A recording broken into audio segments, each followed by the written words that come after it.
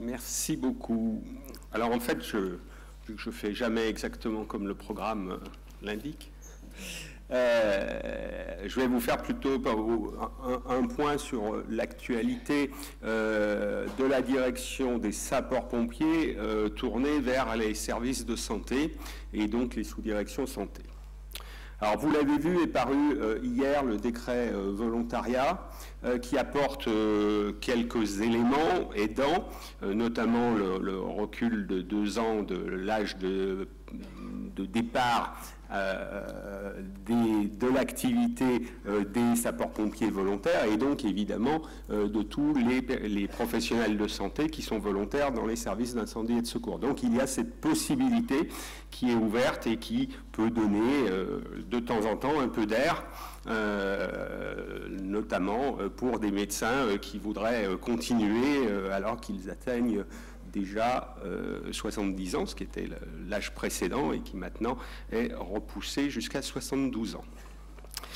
Le deuxième point, ça rejoint la session vétérinaire de ce matin, et pour attirer des vétérinaires ont été créés les grades d'aspirants vétérinaires pour les étudiants en dernière année d'école vétérinaire pour que les inciter à mettre le pied à l'étrier des services de santé et de l'activité vétérinaire dans les SDIS. De la même façon a été créé le grade d'aspirant infirmier pour les étudiants infirmiers.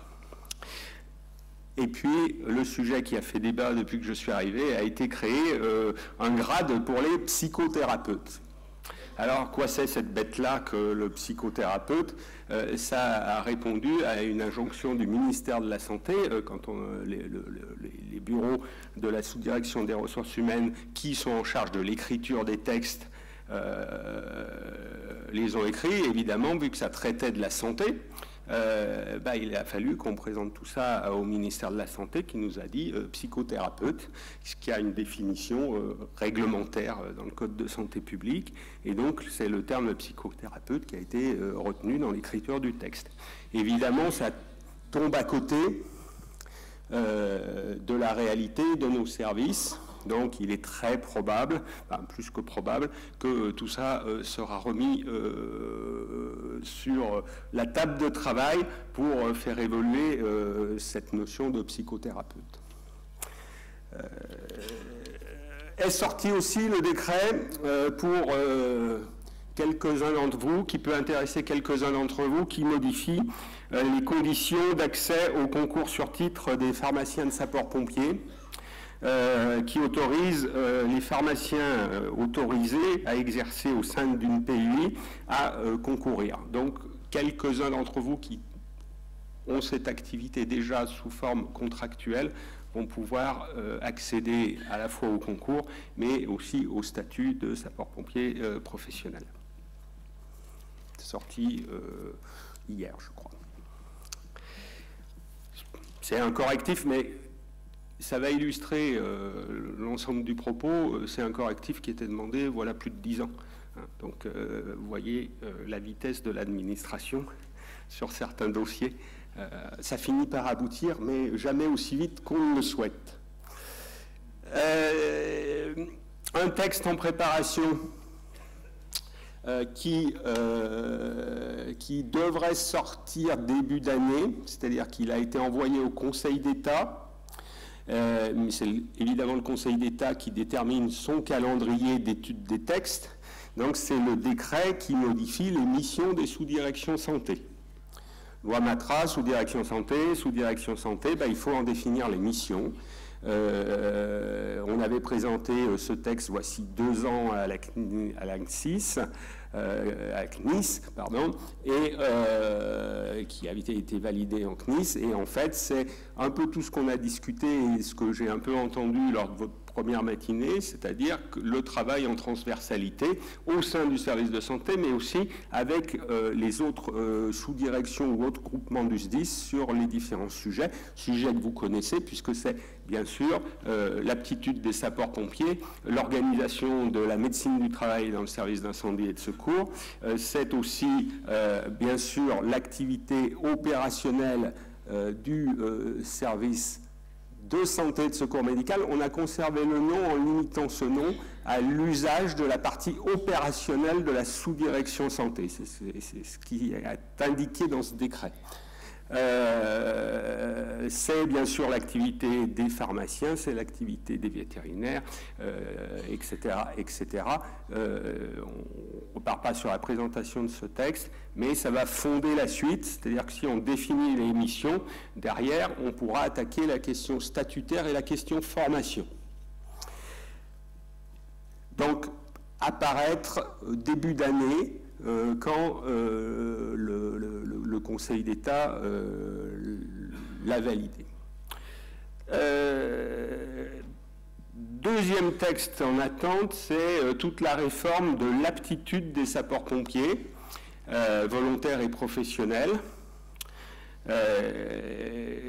Trois textes, en fait 4.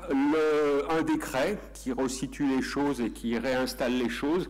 Les médecins seront agréés, puisqu'en fait la notion de médecin habilité, c'est une forme d'agrément. Donc on va repartir dans le droit commun de l'agrément du médecin par le préfet. Et le médecin agréé étant celui qui détermine l'aptitude. Et puis d'autres personnels qui sont habilités par le SDIS, et notamment les infirmiers qui sont habilités par le SDIS. Alors ça c'est le décret. Le décret balaye aussi d'autres subtilités, notamment il donne aux médecins de sapeurs-pompiers l'agrément pour les permis de conduire pour les sapeurs-pompiers. Un deuxième texte qui va être un arrêté, qui va remplacer l'arrêté du 6 mai 2000, un arrêté qui lui est plutôt formel et qui décrit les types de visites, les profils d'aptitude, etc., etc., enfin, qui ne parle pas de médecine en fait, mais plutôt de comment on organise cette médecine d'aptitude. Deux autres textes et qui introduit deux textes qui sont à la fois, on continue avec le CIGICOP, mais uniquement comme outil d'aide à la décision. Et puis, un deuxième texte qui est un référentiel national qui donne un guide métier à ceux qui vont réaliser cette aptitude. L'avantage de ce référentiel, c'est que, puisque c'est un référentiel, on peut le modifier régulièrement et facilement, contrairement aux textes, décrets et arrêtés qui sont plus compliqués à modifier, alors que le référentiel, si on veut faire une version chaque année parce qu'on a des évolutions scientifiques, médicales ou de pratiques qui paraissent pertinentes, ben on peut l'intégrer chaque année au référentiel.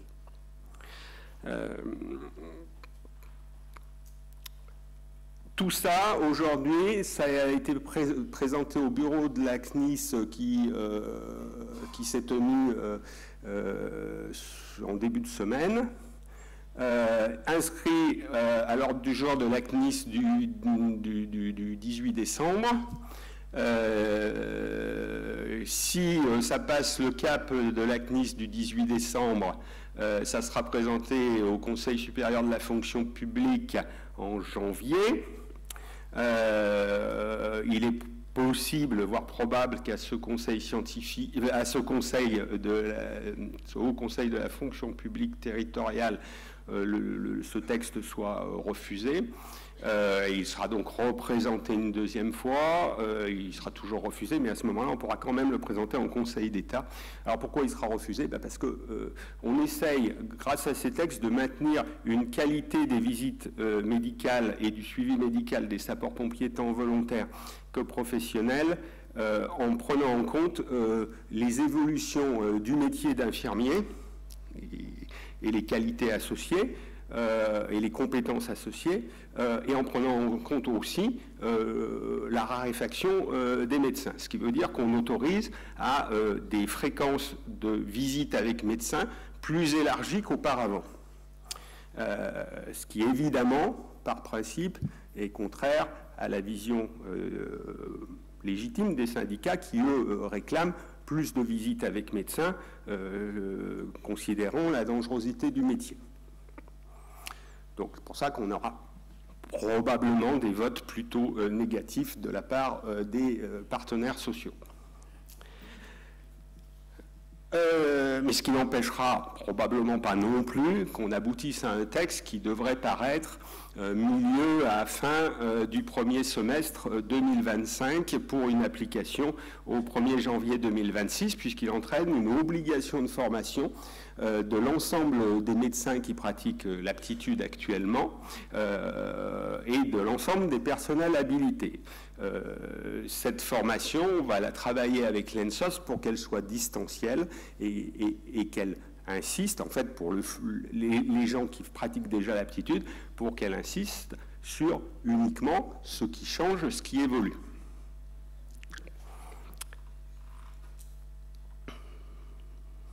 Autre sujet qui nous occupe beaucoup, c'est la médecine du travail dans les services d'incendie et de secours, puisque vous n'ignorez pas que tous les fonctionnaires publics territoriaux sont soumis à des textes sur leur médecine du travail, donc y compris les sapeurs-pompiers professionnels. Pour autant, les médecins du travail, ce n'est pas un secret qu'il est difficile d'en trouver. Pour autant, on fait déjà beaucoup de choses avec notre médecine d'aptitude qui est très teintée de médecine du travail. Et donc, il faut qu'on arrive à créer une certaine porosité entre l'aptitude et la médecine du travail. C'est-à-dire que, pour moi, l'aptitude doit pouvoir contribuer à une part de médecine du travail. Surtout dans l'esprit où on pratique l'aptitude dans les services d'incendie et de secours aujourd'hui, qui a un esprit d'accompagnement et non pas d'une aptitude sanction qui peut se trouver dans d'autres services. Autre sujet, mais toujours en lien avec la santé en service, l'Observatoire national de la santé des agents des services d'incendie et de secours. Le directeur général a installé cet observatoire en mai dernier. Cet observatoire qui réunit à la fois les organisations syndicales, à la fois les représentants des directions et les élus des conseils d'administration, à la fois les associations telles que celle des directeurs et évidemment la Fédération nationale des sapeurs-pompiers de France, mais aussi un comité scientifique, un collège scientifique, évidemment la DGS-CGC et d'autres partenaires tels la Direction générale de la santé. L'objectif de cet observatoire, c'est d'avoir un lieu d'échange sur le sujet santé des agents des services d'incendie et de secours. On regarde les éléments scientifiques, on en discute et on essaye de produire des recommandations à destination des services d'incendie et de secours. Le premier sujet qui a été traité par cet observatoire, c'est l'exposition des pompiers et surtout la traçabilité de cette exposition. Donc devrait sortir normalement d'ici la fin de cette année une note à destination des SDIS qui indique quoi tracer et comment pour qu'il y ait une uniformité du traçage de l'exposition nationale. Autre sujet de préoccupation, ce sont la pérennité des pharmacies à usage intérieur. Et donc, pareil, vous n'ignorez pas qu'il faut un diplôme d'études spécialisées, que aujourd'hui, il y a un déficit, y compris dans les hôpitaux, de pharmaciens diplômés, de ce diplôme leur permettant l'exercice en PUI. C'est donc un sujet qu'on partage avec la DGOS. Et on essaye de trouver des solutions plus ou moins pragmatiques pour maintenir nos pharmacies de SDIS ouvertes. Alors, quelles solutions vont être trouvées? Pour l'instant, il est trop tôt pour le dire. On a des réunions régulières avec la DGOS. Il y a un groupe de travail dont plusieurs d'entre vous qui sont dans la salle, auquel plusieurs d'entre vous qui sont dans la salle participent avec la conférence des doyens, les syndicats d'internes en pharmacie et de pharmaciens hospitaliers pour apporter des propositions au ministère. Donc on est à cette étape. Des propositions ont été mises sur la table et les ministères vont se réunir pour discuter de ces propositions.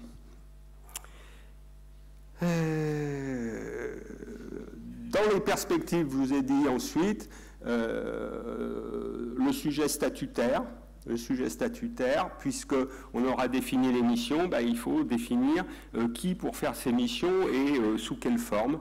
Et donc, ensuite, au sujet statutaire, la question formation des professionnels de santé en service d'incendie et de secours, qui va être mise sur la table rapidement derrière. Enfin, vous en avez entendu parler, évidemment, le Beauvau de la sécurité civile. A priori, pas de souci pour qu'il continue, même si nouveau gouvernement à venir sous peu, il serait quand même surprenant qu'il arrête la réflexion du Beauvau. Qu'est-ce qui va sortir de ce Beauvau? Eh bien, je n'en sais rien. Les groupes travaillent. Il y a un groupe de synthèse qui devait rendre, ou qui doit toujours rendre ses conclusions fin mars. Donc c'est à ce moment-là qu'on aura un peu la tendance sur ce qui sort de toutes ces réunions et de cette concertation autour des évolutions de la sécurité civile en France. Dernier point, mais plus, alors pas anecdotique parce qu'il est probablement très utile, nous allons mettre en place un réseau zonal qui passe au travers des zones des professionnels de santé. Et donc, je vais lancer la première réunion de ce réseau maintenant que les gens sont à peu près désignés partout par les états-majors interministériels de zone. Je vais lancer la première réunion en fin janvier de ce réseau qui permettra à la fois d'avoir plus d'éléments remontants du terrain et puis aussi de pouvoir diffuser des informations et de pouvoir diligenter des travaux qui alimenteront nos réflexions à la DGS-CGC. Voilà, je vous remercie.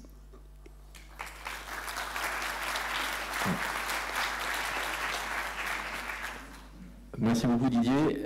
Comme ton sujet est un sujet à proprement dit et son périmètre est particulier, est-ce que vous avez des questions concernant les évolutions réglementaires qui ont été évoquées par notre intervenant? On a 2 minutes. Je peux répondre à la question qui a été posée ce matin sur la présence d'un infirmier ou d'un cadre de santé à la DGS-CGC. Là-dessus, nous avions eu l'accord du précédent DG, nous avons eu l'accord du DG actuel, sauf que la DGS-CGC, à cause des demandes d'économie qui ont été faites à l'ensemble des services de l'État, a perdu 135 millions sur son budget. Et donc, tout ce qui était nouvelles mesures n'a pas pu être mis en place. Alors, j'espère toujours, puisque voilà, que si on retrouve des marges de manœuvre financières, ce sujet sera repris.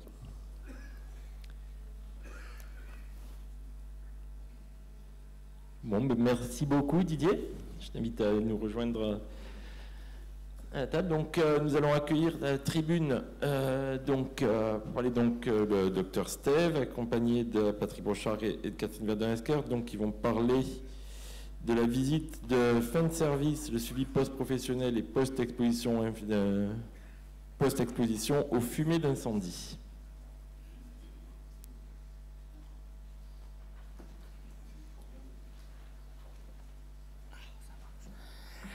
Rebonjour à tous et aux nombreux que je connais dans la salle.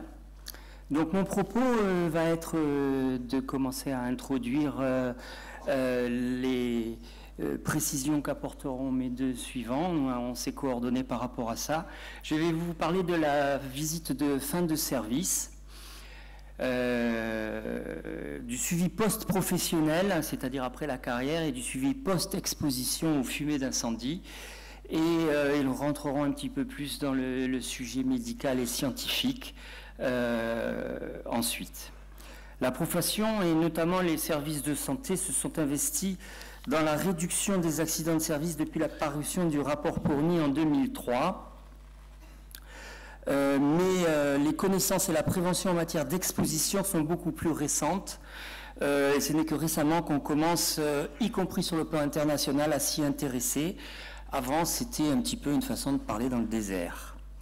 Alors pourquoi on parle beaucoup moins des expositions? D'abord parce que c'est beaucoup moins visible. Ça s'inscrit dans des temps longs, plusieurs années de délai d'apparition. Alors on parle beaucoup des CMR, les fameux CMR, les cancérigènes, mutagènes et toxiques pour la reproduction. On en parle aussi avec les polluants éternels, on en parle dans la société et pas simplement chez les pompiers. On est un petit peu en retard parce que ce sont des pathologies professionnelles ou à caractère professionnel qui restent encore à définir. La notion d'imputabilité approuvée et de tableau de maladie professionnelle est à venir. C'est un domaine qui est également assez polémique et dont se sont emparés nos représentants syndicaux et à juste titre. Et puis, il y a une autre difficulté par rapport aux accidents de service, c'est que c'est un domaine qui relève de la maladie et donc qui sont couverts par le secret médical. Donc on a pas mal de difficultés pour avoir des informations fiables et globales. Il y en a beaucoup qui n'en parlent pas et on n'est même pas au courant de ce qui se passe. Néanmoins, deux dates récentes nous mobilisent. La première date qui est passée un petit peu sous les radars à l'époque, c'est le décret du 5 novembre 2015 relatif aux modalités de suivi médical post-professionnel des agents de la fonction publique territoriale, c'est donc bien les SDIS, exposés à une substance CMR. Et pourquoi c'est passé un petit peu sous les radars? C'était en pleine période Covid et même à l'époque on en avait parlé et on avait beaucoup réfléchi à la DGSCGC parce que justement on n'était pas trop au courant et pourtant ça s'applique et parfaitement et complètement depuis 2015 dans tous les SDIS. La deuxième date qui, elle, a fait beaucoup bouger et qui a permis de faire avancer, c'est la date du 1er juillet 2022 où le Centre international de recherche contre le cancer, organisme dépendant de l'OMS, a classé groupe 1 l'activité de sapeur-pompier, c'est-à-dire cancérogène pour l'homme concernant deux cancers, le cancer de la vessie et le mésothéliome. Ces deux dates nous obligent.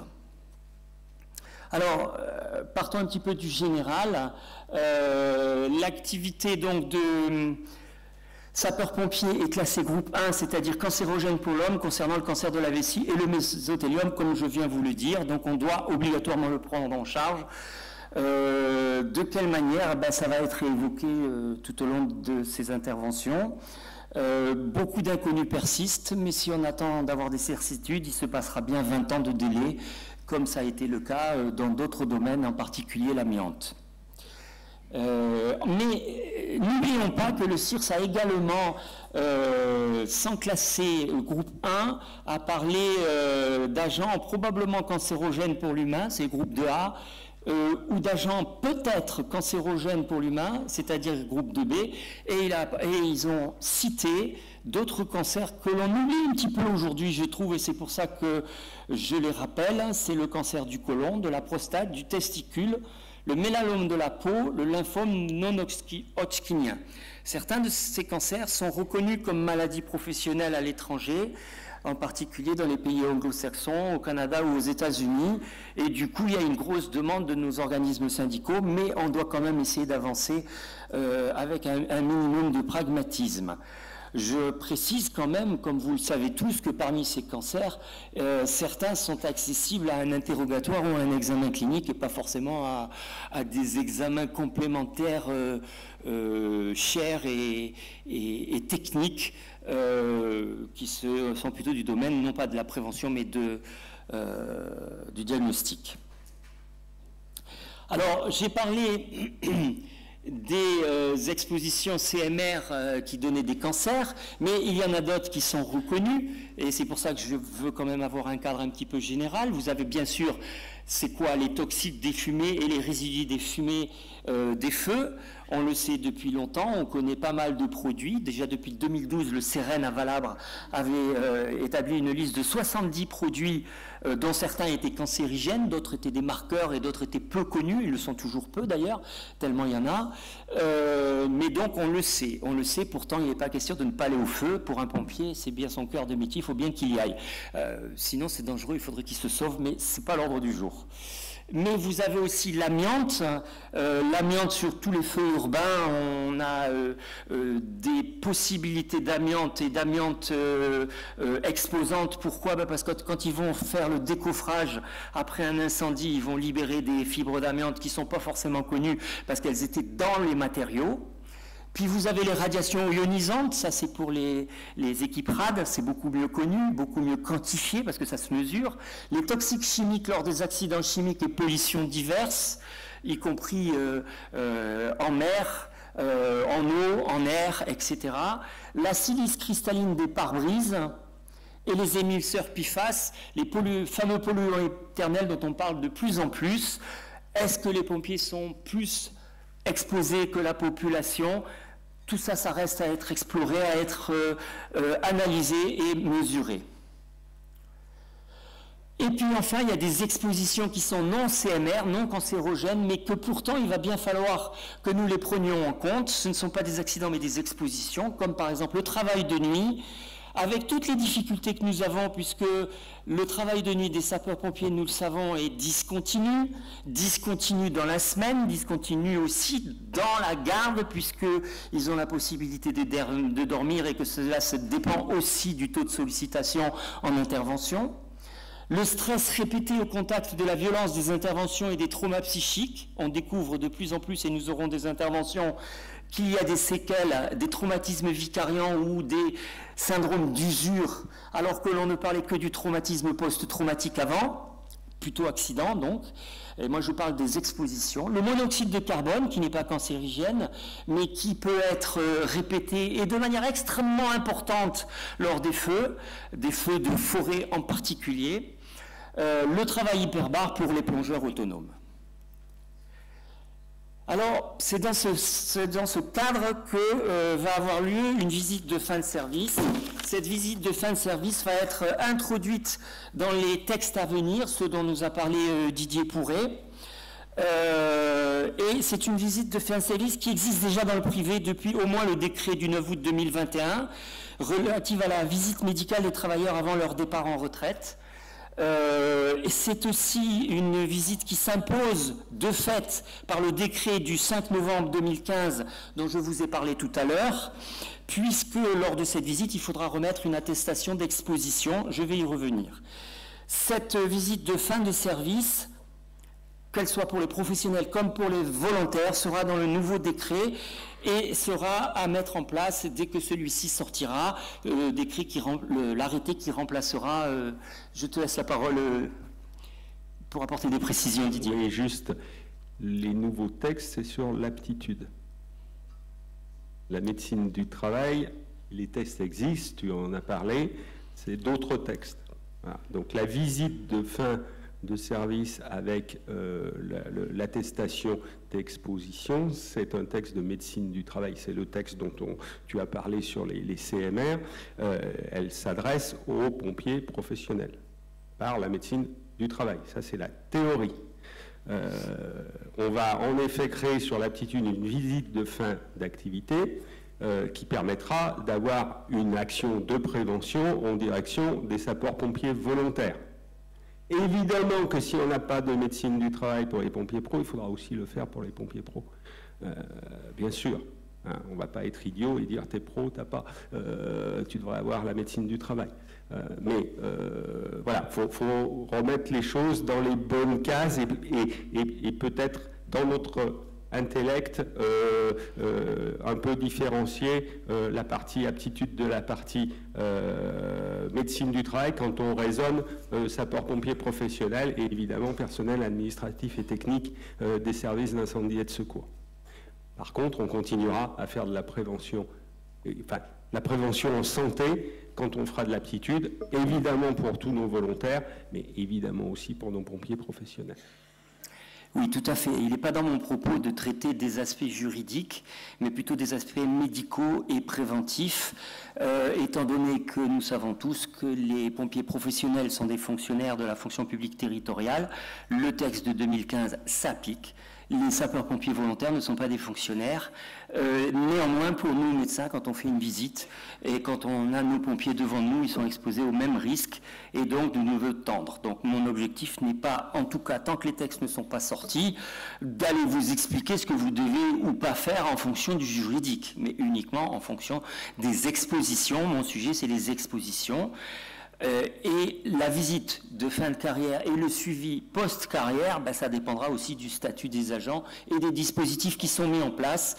Nous aurons encore du travail, en tout cas Didier aura encore pas mal de travail pendant des années pour faire harmoniser tout ça. La visite de fin de service. Elle existe donc dans le privé, je vous l'ai dit, elle a pour but, et ça sera inscrit dans le futur texte, qui s'appliquera aux pompiers professionnels et volontaires, de permettre une continuité de la prévention en santé après la fin des activités des sapeurs-pompiers professionnels et volontaires. Volontaire, ça peut être beaucoup plus court que la carrière entière d'un sapeur-pompier professionnel. Elle vise à établir un état des lieux de la santé du sapeur-pompier avant qu'il ne quitte les activités professionnelles ou opérationnelles. Souvent, nos sapeurs-pompiers disparaissent des radars actuellement, alors que nous avons eu un suivi pendant toute une vie professionnelle ou une activité professionnelle qui mériterait d'être connue de son médecin traitant et du pompier lui-même. Une traçabilité, deuxièmement, une traçabilité des expositions passées aux risques particuliers, se rappeler quand même qu'il a subi un certain nombre d'accidents, de traumatismes, un certain nombre d'entorses de la cheville, tout simplement, ça peut quand même avoir des conséquences sur ces activités physiques qu'il faut promouvoir chez les retraités. Permettre une surveillance post-professionnelle et post-exposition et permettre de déterminer si des pathologies qui peuvent se déclarer ultérieurement, il y a les cancers mais il y a aussi les pathologies chroniques, sont liées à une exposition professionnelle ou non. Il faudra bien commencer par un état des lieux des expositions pour pouvoir aller plus loin éventuellement plus tard. Alors, quelle modalité ? Qui en fait la demande? C'est d'abord l'administration qui informe le sapeur-pompier qu'il y a droit. Bien sûr, on ne va pas la rendre obligatoire, puisque de toute façon, il s'en va. Alors, s'il s'en va et qu'il disparaît, c'est pas la peine de donner des ordres s'il ne veut pas les appliquer. Donc, on va l'informer qu'il a droit à une visite médicale, et la SDS, la sous-direction santé, sera aussi informée. À ce moment-là, la SDS pourra lui proposer un rendez-vous, et devra lui proposer un rendez-vous. Et le sapeur-pompier, il faut savoir qu'il peut aussi, sans attendre, la demander dans le mois qui précède son départ. Bon, on a dit dans le mois, mais ça peut être dans les 3 mois ou dans les 3 mois qui suivent. On ne va bien sûr pas le refuser de le voir. La SDS doit organiser la visite selon des modalités qui seront définies par le médecin-chef. Alors, bien sûr, c'est une charge supplémentaire, mais c'est une charge qui va dans le bon sens de la santé des pompiers.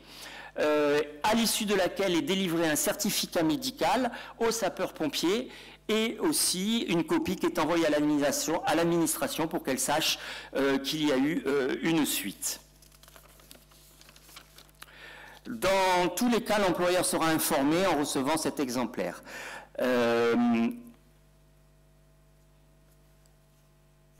Alors, qu'est-ce qu'on va remettre à l'agent et qu'est-ce qu'on va faire pendant cette visite?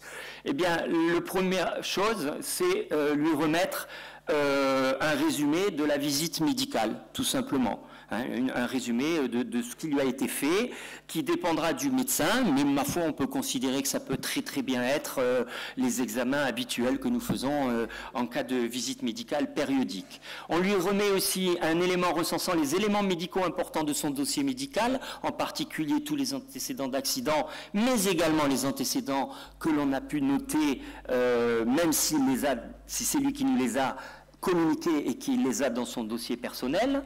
Son carnet de vaccination à jour, plus les vaccins à prévoir. C'est pas parce qu'il s'en va qu'on va plus lui expliquer ce qu'il doit faire. Une attestation d'exposition à risque CMR établie par le SDIS, je vais y revenir. Et un courrier médical d'information au médecin traitant de l'agent, si nécessaire, si on estime qu'il y a un suivi qui vaut le coup, on le remet à l'agent et il ira voir son médecin traitant avec ça. Donc cette attestation d'exposition dont je viens de vous parler, elle est obligatoire juridiquement depuis le 5 novembre 2015. Elle est obligatoire. Alors, elle reprend un certain nombre d'expositions auxquelles a été sujet l'agent et ça pose un certain nombre de difficultés. J'ai préféré vous les énumérer très rapidement. Pourquoi? Parce qu'à chaque fois, on me pose la même question. Comment on fait avant? Le gars, il a commencé à travailler à 40 ans, comment on fait pour savoir ce à quoi il a été exposé? Avant l'informatisation des SDIS, alors ça dépend bien sûr des SDIS, on va dire dans les années 2000, seul le curriculum laboris, le recueil de carrière, permet une évaluation approximative des interventions exposantes. J'ai pu faire reconnaître un cancer de la vessie chez un pompier en expliquant qu'il avait travaillé pendant 20 ans à Nice et où il faisait des feux urbains toutes les semaines. J'avais des stats qui me permettaient, non pas pour lui, mais en général, et ça a été reçu comme argument. Ensuite, vous avez, à partir de 2015, c'est obligatoire, les informations, les SDIS les ont. Nous savons à quelle heure arrive un pompier sur une intervention feu, à quelle heure il part, à quelle heure il arrive dans sa caserne, si on compte une heure de plus le temps qu'il se douche, vous avez le temps d'exposition.